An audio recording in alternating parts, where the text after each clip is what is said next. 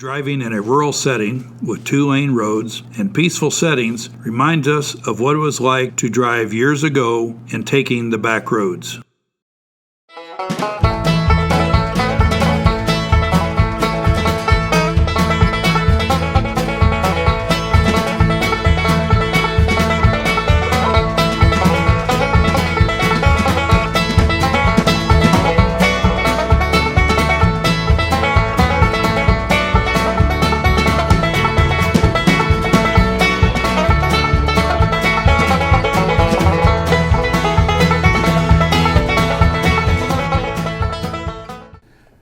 Driving in a rural setting can be peaceful and relaxing.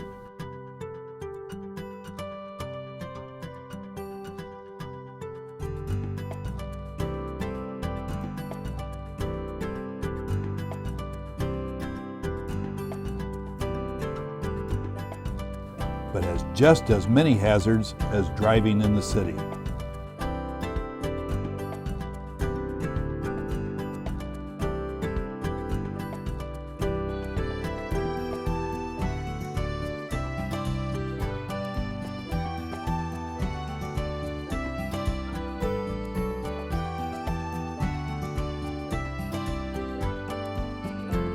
Some of these include higher speeds, lack of traffic controls, visibility such as hills, curves, vegetation, animals,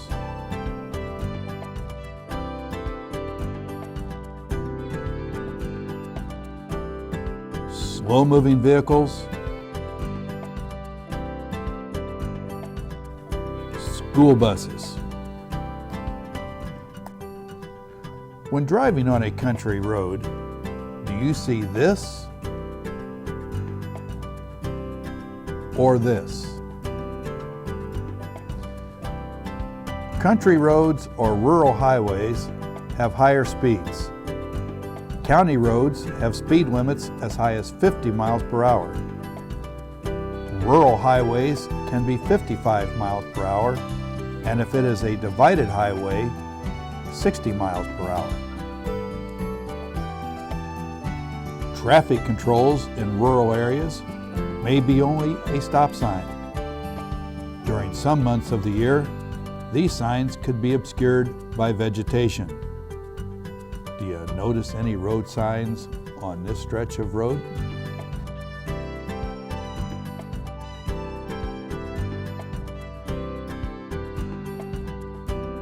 Visibility or sight distance may be limited by the shape of the road.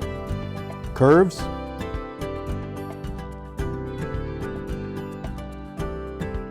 hills,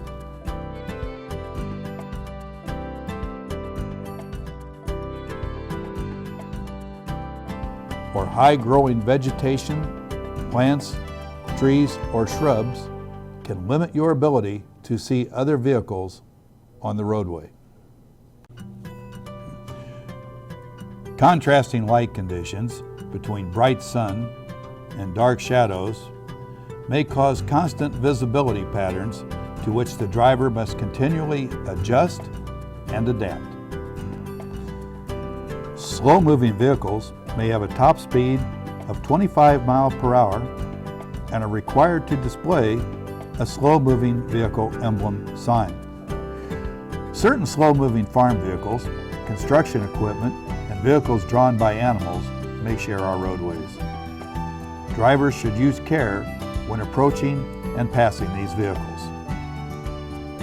A rider of a horse or a horse-drawn vehicle has the same rights and responsibilities of a motor vehicle driver when riding on a public highway. Approach a rider with caution. Avoid using the horn. Just as stopping for the driver of a motor vehicle who signals to stop, turn, or pass, a driver should observe a hand signal from a horseback rider or horse-drawn vehicle.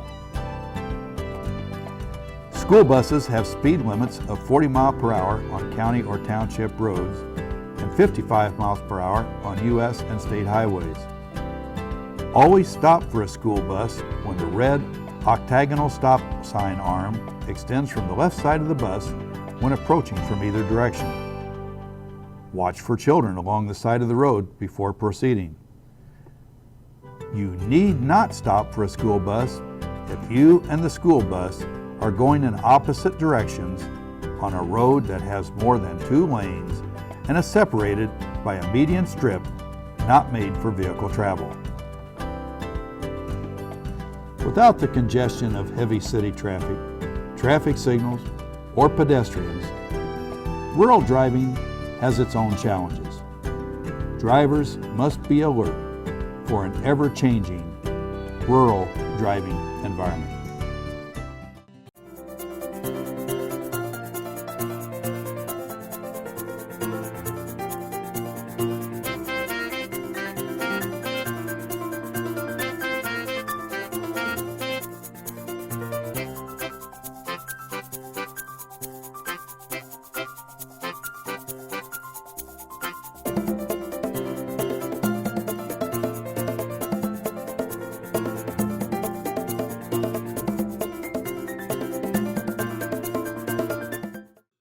Passing another vehicle creates situations whereby we must utilize all our driving skills. We must see the road ahead, behind, and to our side by checking a blind spot. Also, avoiding a head-on collision could cause us to ask, "What do I do now?"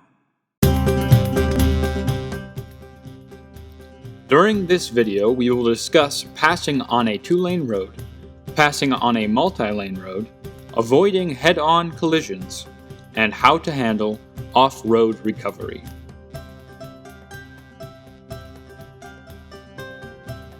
Areas where it is illegal to pass include no passing zones, solid yellow lines on the driver's side of the roadway, uphill, around curves, within 100 feet of an intersection, within 100 feet of a railroad crossing, on narrow bridges, under tunnels and underpasses,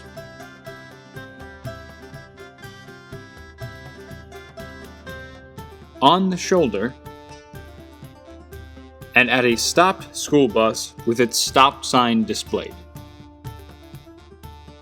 Passing can be a high-risk situation. A driver should ask the following questions. Is this pass necessary? If the vehicle ahead is driving the speed limit, the answer to this question is no. Is this pass legal? Is this pass safe? According to Indiana law, the overtaking vehicle must return to the right-hand side of the roadway before coming within 100 feet of a vehicle approaching from the opposite direction. Can you safely pass and return to your lane? Making a safe pass on a 2-lane road. If the answer to all 3 questions is yes, signal. This is a lane change. Look ahead. Look behind using your rear view mirror. Check appropriate blind spot. Another vehicle could be passing you. Maintain a 3-second following distance. Speed up to legal speed limit and move to the passing lane. Honk to communicate if necessary. When you are past the vehicle ahead and you can see pavement in front of the vehicle you have just passed, move back into the original lane. And finally, cancel your turn signal. Passing on an interstate with 3 or more lanes. The safest pass is passing on the left. Passing using the right lanes is legal, but traffic may be going slower than the lanes to the left that are for passing. Being passed. This one pretty much says it all. Except when overtaking and passing on the right is permitted, a person who drives an overtaken vehicle shall give way to the right in favor of the overtaking vehicle on audible signal and may not increase the speed of the overtaken vehicle until completely passed by the overtaking vehicle. In other words, Don't speed up if you are being passed. Avoiding head-on collisions. Head-on collisions can be very deadly. When attempting to avoid a head-on collision, we recommend the following 4 steps. Scan the road ahead. Drive to the right. Reduce your speed. Drive off the road. Scanning the road ahead means you are looking around your vehicle. You're looking up to the next hill, curve, or overpass to be aware of your surroundings and other vehicles. Driving to the right means you are driving slightly to the right of the center of your lane on 2-lane roads. This will put you in a position to be seen sooner by oncoming vehicles intending to pass, and for you to be closer to the right for your escape right. Reduce your speed for any hazard, including and especially oncoming vehicles in your lane. But don't slam on your brakes unnecessarily. Finally, driving off the road means that you are not jerking the wheel and rolling over. You just steer to the right and get away from the oncoming vehicle. Please know that when avoiding a head-on collision, you should never steer to the left over the center line or into the oncoming traffic lane. Always steer to the right. Also, never jerk the wheel as stated previously, because you could lose control and roll your vehicle. If you do have to drive down into the ditch or off the road, aim for something soft, not hard. Hitting small trees or shrubs or brush is a lot safer than hitting a concrete object. If you have to hit something hard, try to hit it with a glancing blow instead of directly head-on. Off-road recovery. For whatever reason you find that your tires have dropped off the roadway. No reason to panic, just follow the following steps. Do not slam on the brakes. Avoid braking if possible. Look at the road ahead. If your tires are scrubbing, your tires are against the roadway, steer clear about a foot away. Turn your steering wheel about 1/4 of a turn. A sharp turn could cause an oversteer into oncoming traffic. And then gradually return to the roadway. New technologies are helping make off-road recovery safer. In 2011, the Indiana Department of Transportation incorporated Safety Edge into its construction specifications. Safety Edge is a pavement design that includes an edge treatment for asphalt and concrete roads that improves roadway and traffic safety. 2-lane rural highways often have unpaved shoulders immediately adjacent to the paved roadway. If roadway maintenance does not keep material against the pavement edge, a pavement shoulder drop-off may form. Drop-off heights usually vary between 1 inch and 6 inches. When a vehicle leaves the paved roadway and encounters a pavement shoulder drop-off, the side of the tire may scrub along the drop-off, resisting the driver's attempts to steer and make a smooth re-entry to the roadway. This resistance often leads to driver overcorrecting, which may slingshot vehicles across the road, resulting in serious traffic accidents. With Safety Edge, the pavement edge is formed at a sloped angle to lessen the resistance of a tire to remounting the drop-off, and allows a vehicle more control over re-entry onto the roadway. NDOT is one of the first state departments of transportation to incorporate Safety Edge into its design specifications.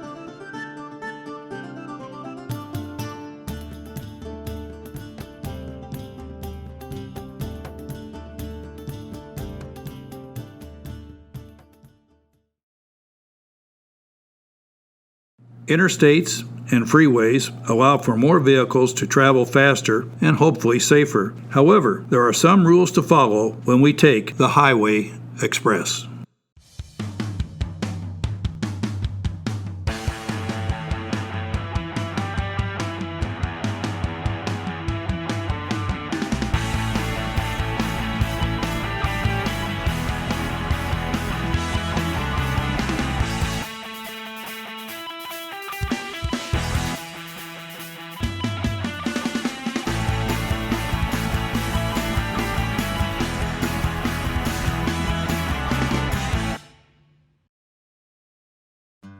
Interstate highways, sometimes called freeways.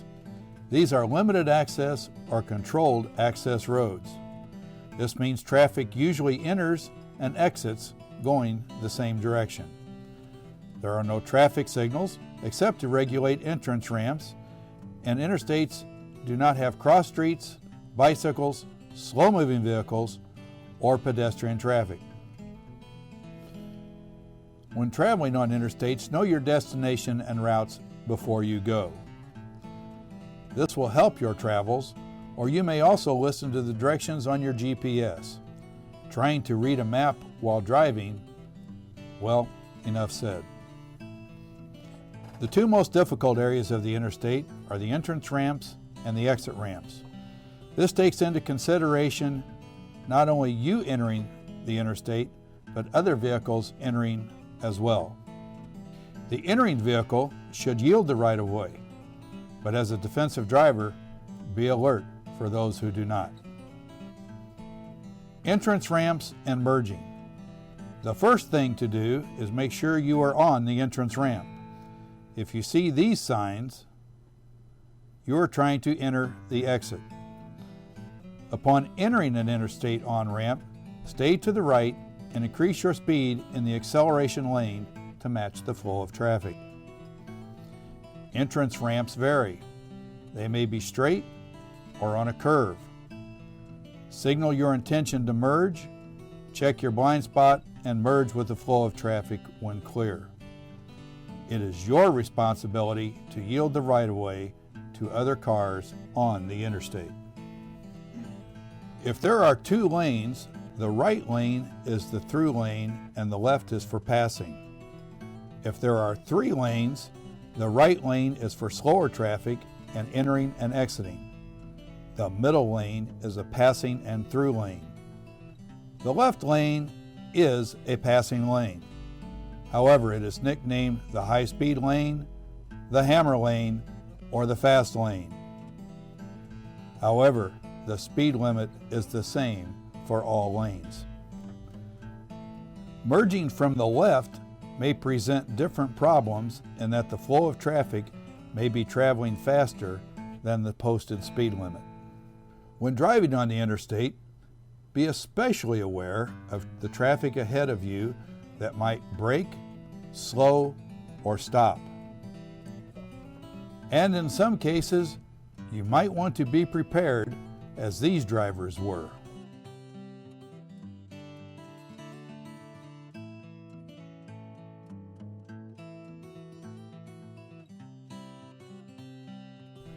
Also, it is illegal to cross the median on an interstate except for authorized vehicles.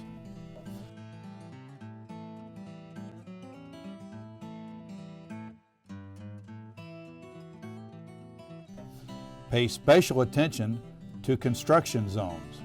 Remember, the maximum speed in a construction zone is 45 miles per hour. Weather conditions also may present poor visibility and slower driving conditions. Large trucks may throw a large stream of spray, causing visibility to be limited. Special interstate traffic prohibitions. It is illegal to back up on an interstate highway to reach a missed exit. If you miss an exit, simply drive to the next exit. It is illegal for any vehicle other than an emergency vehicle or a highway maintenance vehicle to make a U-turn by crossing the median of an interstate highway. Except in the event of an emergency or a disabled vehicle, do not stop or park a vehicle on the shoulder of an interstate highway. Trucks are restricted to the right lane on sections of interstate with 2 lanes in one direction and the right 2 lanes on sections of interstate with 3 lanes or more in one direction. Also, be aware of emergency vehicles to the side of the road. Drivers need to either slow down or change lanes if possible. When exiting the interstate, move to the appropriate lane. Turn on the appropriate signal for exiting. Look for the advisory warning speed limit sign for exit lane speed. When you see that sign and your vehicle approaches, be at that speed. Note, as you exit, you will experience velocitation. Your speed may seem to be slower than registers on the speedometer. Prepare well ahead for your exit. If your exit is on the left, the exit number will be placed on the top left portion of the guide sign. If the exit is on the right, it will be placed on top of the right of the guide sign. On interstates, there are mile markers. These are numbered in ascending order from south to north and west to east. They are numbered in descending order from north to south and east to west. Taking the interstates, or if you prefer, expressways, will utilize all of your survival skills. You will need not to only focus on the road ahead, but you will need to be aware of what is behind and to the sides of you. Remember to utilize your turn signals when merging and changing lanes. When changing lanes, make sure you check your mirrors and blind spots. And remember, pay attention, be safe, and enjoy the scenery.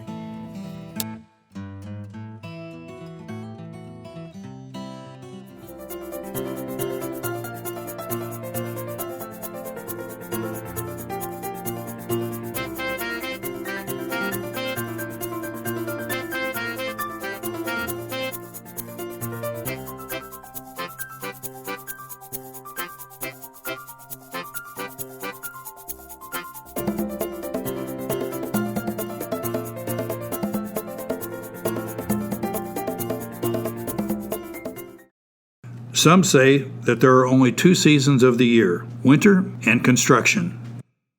Construction zones alter the way we drive when the construction workers just add orange.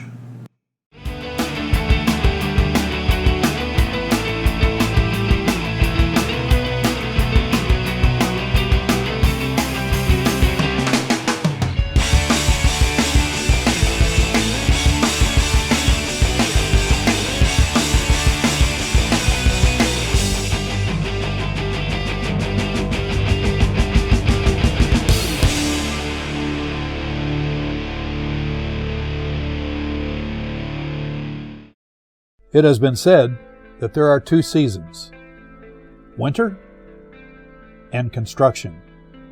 Construction zones, or work zones, may be found anywhere there is a road surface in need of repair or a new road is being made.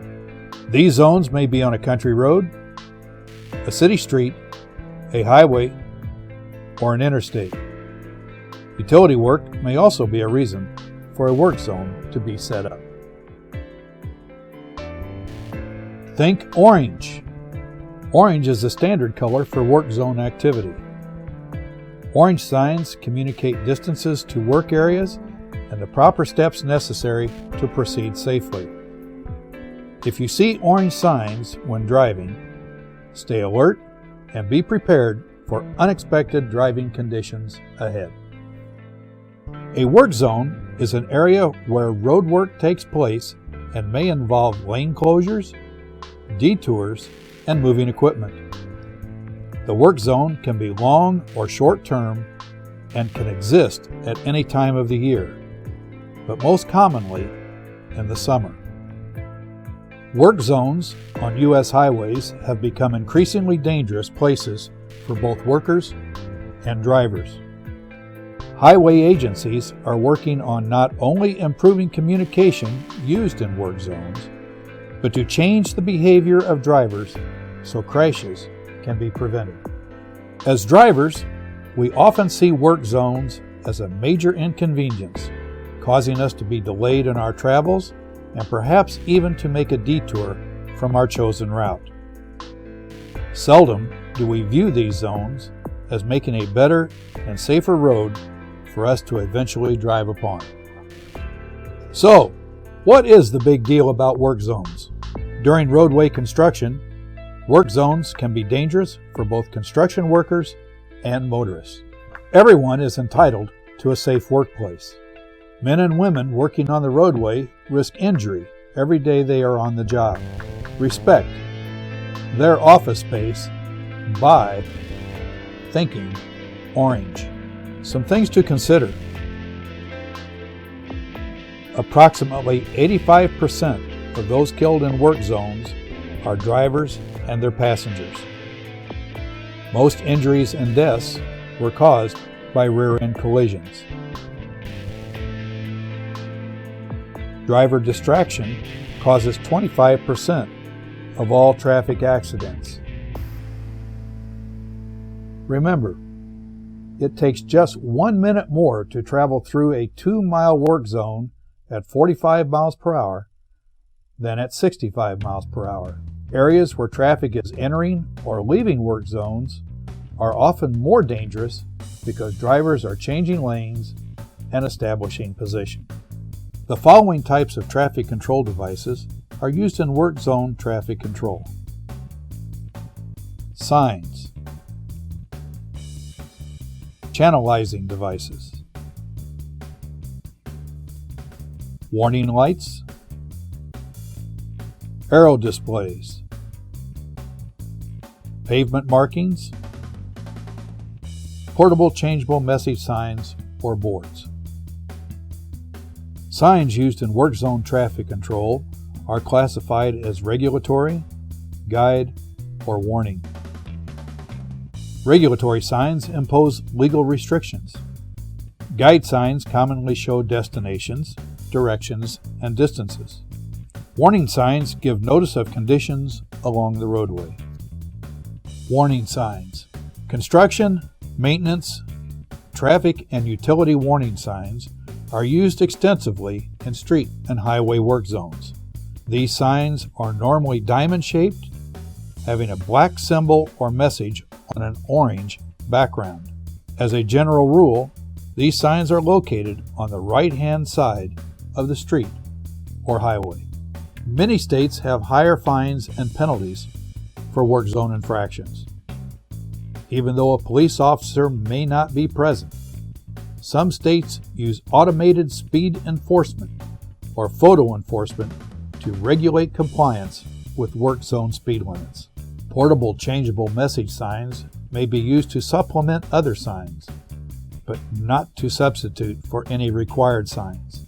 They may display a variety of messages and displays, but are typically only used to display real-time or changing condition information.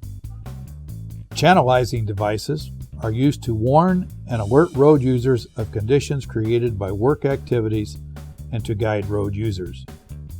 Channelizing devices include cones, tubular markers, vertical panels, drums, barricades, and barriers. Cones are used most commonly for short duration maintenance and utility work. Drums or barrels are used most commonly where they will remain in place for a prolonged period of time. Warning lights may supplement retroreflectorization on warning and channelizing devices. They are especially useful in areas prone to fog or frequent inclement weather. An arrow board in the arrow or chevron mode may be used to supplement signs and other devices for lane closures on multi-lane roadways. The colors of temporary pavement markings and delineators follow the same standards as for permanent markings. When used to enhance the visibility of the roadway edge, white is specified along both sides of two-way roadways and the right side of one-way roadways. Yellow is used on the left side of one-way roadways. Center lines and lane lines are yellow when separating opposing directions of traffic and white when separating lanes going the same direction. When white lines are solid, drivers should remain in their lane in a construction zone. Work zone survival tips. Slow down, pay attention, and stay calm. Eliminate distractions. Merge as soon as possible. Try an alternate route. Expect delays. plan for them, and leave early to reach your destination on time. Observe the posted signs until you see the one that says End Road Work or End Construction. When driving through a construction zone, expect loose gravel or pavement, bumps, uneven roadways, narrow lanes, lane shifts, two-way traffic, construction vehicles. In work zones, traffic may be controlled by a person with a sign or flag to tell you which direction to travel, to slow down or stop. You must follow these instructions. Construction projects sometimes use a signed car to lead traffic through the construction work area at a safe speed. This car is called a pilot car. A pilot car, follow me sign will be displayed on the rear of this vehicle. Do not travel in the opposite direction of the pilot car and the vehicles following it. Be extra careful at night. Construction is often performed at night to avoid lane closures during peak traffic hours. However, reduced driver visibility can be a danger to workers. Be extra careful when driving through work zone areas at night. Look at this construction zone as it appears in daylight. Now view it at night. Visibility is considerably reduced. Utility work.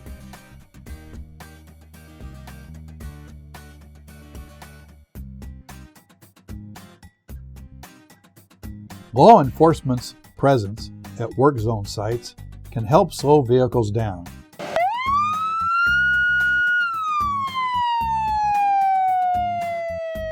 However, there is always that one.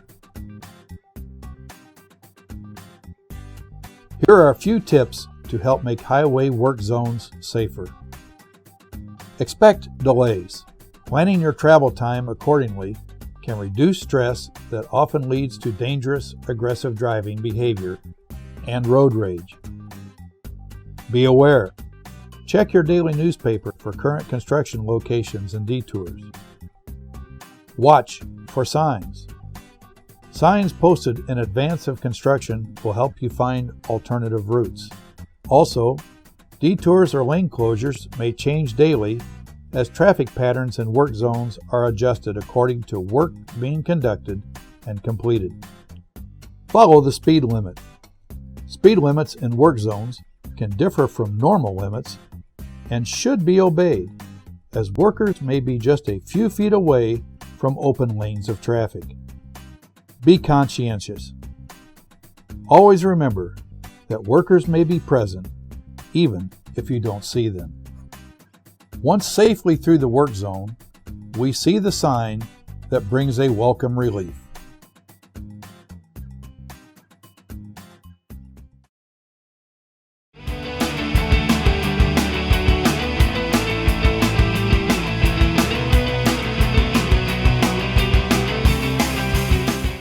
As a person ages, the pupils of their eyes lose elasticity, causing it difficult to see at night. As the sun sets and twilight begins, we must focus our eyes for the night.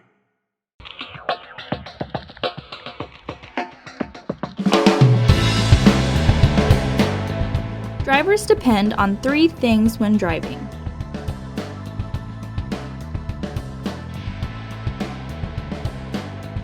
visual skills, using your eyes; thinking skills, brain or cognitive processes; motor skills, the physical ability to drive and control the car.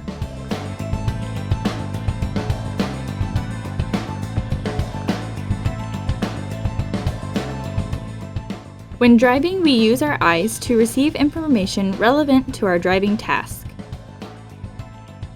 This information is received through our central vision and our peripheral vision, as well as what we view in our rear and side mirrors.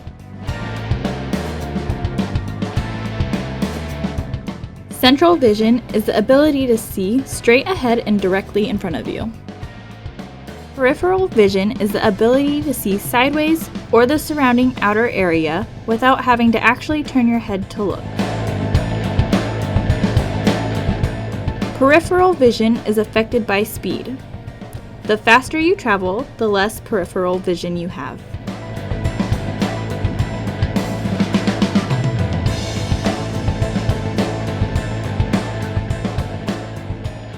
When we drive, we need to be aware of what is ahead as well as what is to our side and rear.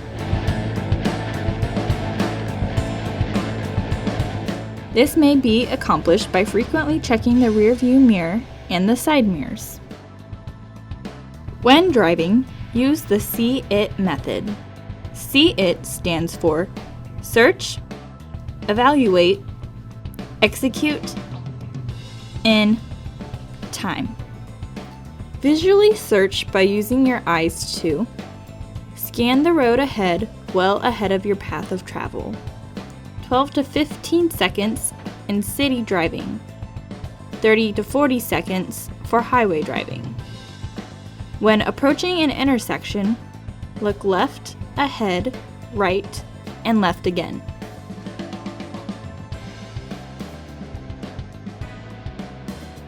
As you scan, look for other roadway users.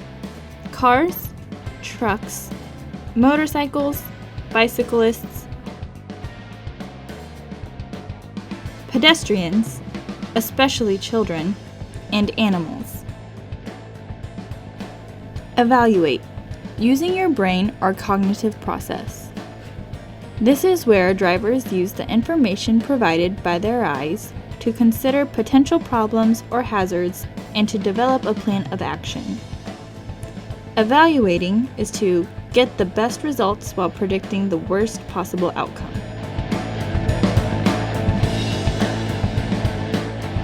Execute, the physical reaction to avoid a dangerous situation or hazard.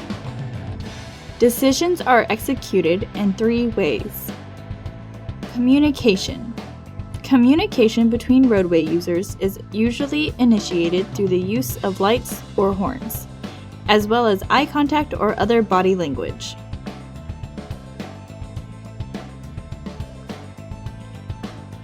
Note that communication is the most passive of all the possible actions that you can take, since it depends entirely on the response of someone else. Use any of these methods to communicate with or attract the attention of other motorists, but don't rely on the actions of others, their response, to ensure your safety.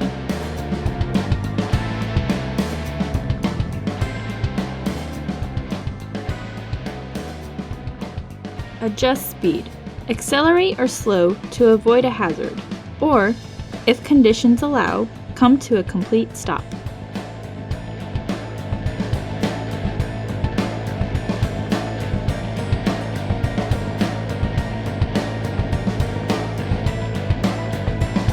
Adjust position. Change your lane position or change direction. Checking the blind spot. When changing lanes or passing another vehicle, look ahead. Check the rear view mirror. Check the appropriate side mirror. And check the appropriate blind spot. Check a blind spot by quickly turning your head to the left or right to see if another vehicle is in your lane. If you are not sure, make a second, third, or fourth check if necessary.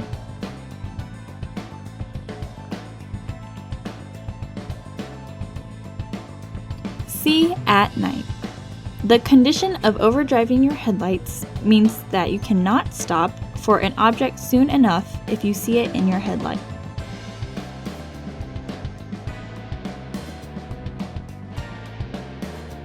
Look beyond the headlights and let the lights pick up your field of vision.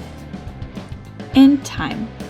The key to the See method is to be able to recognize hazards, make a decision on what to do, and to carry out the decision in time. In order to survive the crossroads, you first have to see it. Search, evaluate, execute, in time.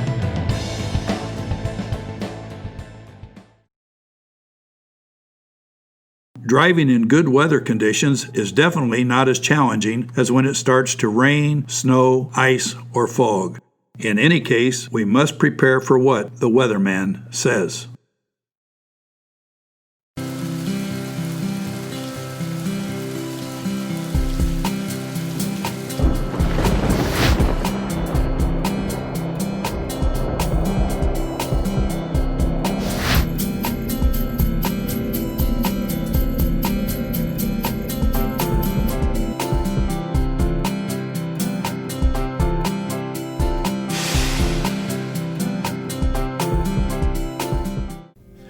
The weatherman says the forecast is clear and sunny.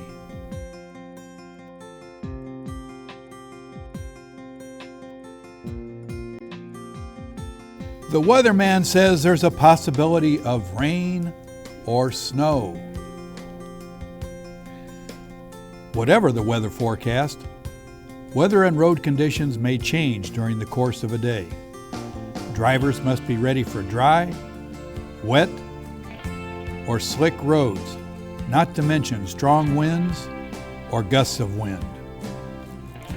Driving in bad weather or adverse conditions affect visibility and traction. Visibility. These are conditions where a driver's ability is limited in seeing other vehicles or the road. Traction. A wet or slick roadway surface. The tires cannot grip the road as efficiently on a wet or slick roadway, which may lead to hydroplaning or loss of control when stopping. Survival skills to use. Slow down. Increase following distance by 1 second per adverse condition. Increase stopping distance. Use low beam headlights.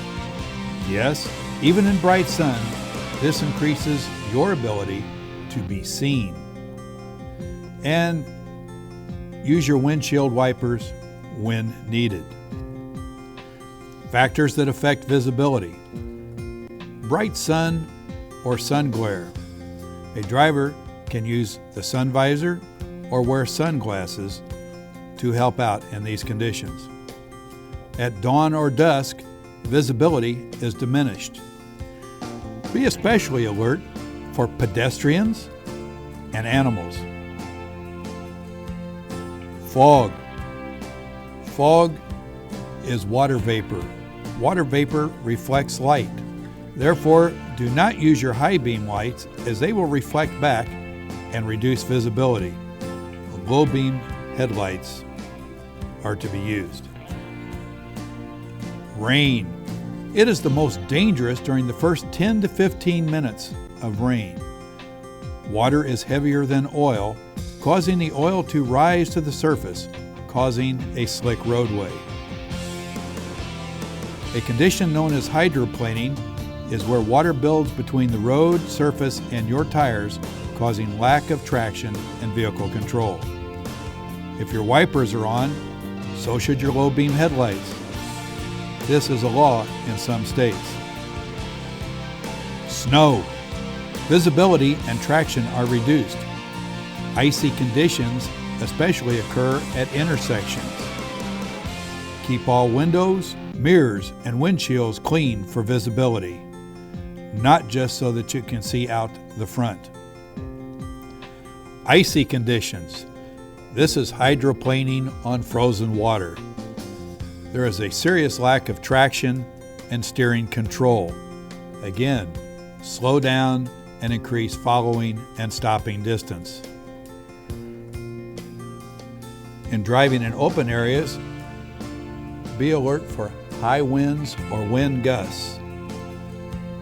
And during the tornado season, be aware of tornadoes. If you see a tornado, exit your vehicle immediately and head to a low-lying area or ravine toward the storm. Take precautions to avoid rushing water and cover your head. Use of headlights. Drivers must have their headlights on between sunset and sunrise, as well as at any other time in which visibility is less than 500 feet. Lower headlight beams must be used when approaching within 500 feet of an oncoming vehicle, or when following within 200 feet of the rear of another vehicle. If another driver has their bright lights on, look to the right side of the roadway. Do not flash your brights. Looking into bright lights may cause temporary blindness from 4 to 7 seconds. There is no use in two blinded drivers coming towards each other. Also, be careful not to overdrive your headlights. Overdriving your headlights is traveling at a speed too fast to avoid a hazard by slowing or stopping when it is illuminated by the headlights. Skidding. There are actually 3 types of skid: the power skid, the braking skid, sideways skid. The power skid is caused by over-accelerating and spinning the tires. The braking skid is caused by braking too hard for the surface of the road. This may even occur with anti-lock brake systems, or ABS. If you have conventional brakes, pump the brakes until control is regained. If your car has ABS or anti-lock brakes, do not pump the brakes. Keep steady pressure on the brake pedal. A mechanical sound or noise and vibration or increased resistance in the brake pedal indicates that the ABS is working.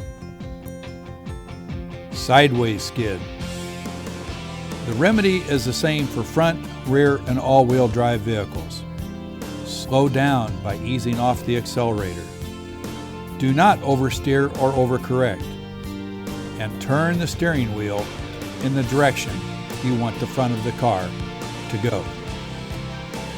So, whatever the weatherman says, have your driving skills at the ready so that you are prepared to survive any type of bad weather or adverse condition.